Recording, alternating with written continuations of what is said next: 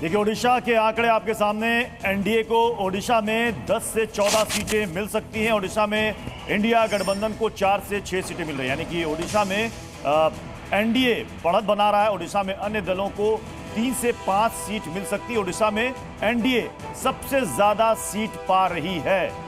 मैं अजीत जी से, चूंकि चुनाव विश्लेषक हैं, वो सीट वाइज बता सकते हैं कहाँ कौन जीत रहा है, कौन हार रहा है। मैं थोड़ा सा हैरान हूं क्योंकि बीजेपी कहां गई? ये क्या भरपाई स्टेट है? जिस गेम चेंजर स्टेट की बात कर रहे हैं, यहाँ से नुकसान होगा तो वहां से भरपाई होगी। बंगाल और उड़ीसा वैसी स्टेट है क्या अजीत जी?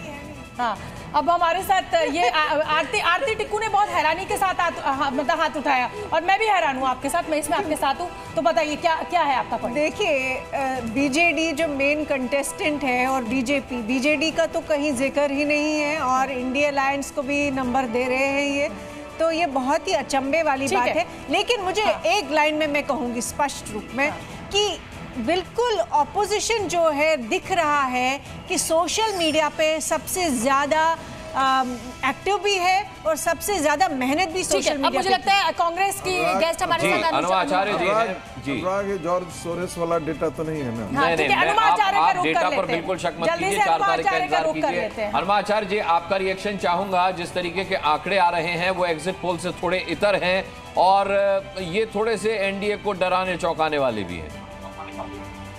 शोभना जी, अनुराग जी, प्रत्युष जी, जीनिया और आपके सारे पैनलिस्ट, नमस्कार। मैं नहीं जानती इस पैनलिस्ट में से कितने मध्य प्रदेश से हैं। मध्य प्रदेश मेरा गृह राज्य है और पूरे चुनावों के समय मैं वहां एक्टिव रही हूं। और पहले तो मैं आपको बधाई देना चाहती हूं कि पहली बार, क्योंकि कल मैं जिस चैनल पर थी मैंने ये सवाल पूछा था कि आपका सैंपल साइज क्या है, सैंपल प्रोफाइल क्या है, गांव कितना है, शहर कितने लोग, शहर के कितने लोग हैं। तो मुझे अच्छा लगा कि 10 करोड़ का सैंपल साइज, जी हाँ, इसे सैंपल साइज कहते हैं। पहली चीज तो ये।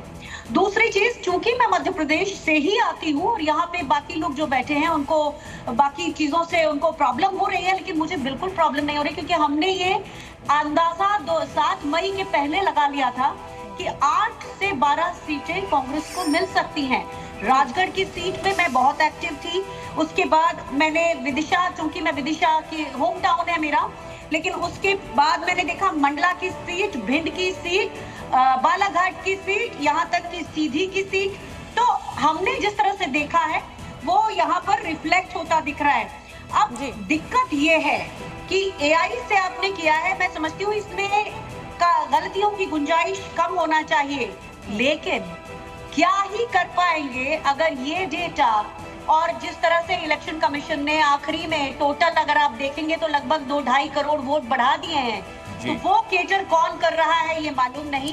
पर अच्छा लगा और मुझे तो लगता है कि एआई से ही प्रधानमंत्री आपको ये सैंपल साइज पसंद आ रहा है, लेकिन अभी बीजेपी के मेहमान हमारे साथ थे, उनको इस सैंपल साइज को लेकर सवाल थे जो आपको एजेंसी सवाल नहीं थे, नतीजों को लेकर के सवाल। एक बात कहना चाहती हूँ जी, एक बात कहना चाहती हूँ कि कम से कम आप एक ऐसे चैनल निकले जिन्होंने सैंपल साइज बताया, चलिए जिन्होंने बताया। ठीक है अनुवा जी, थैंक यू।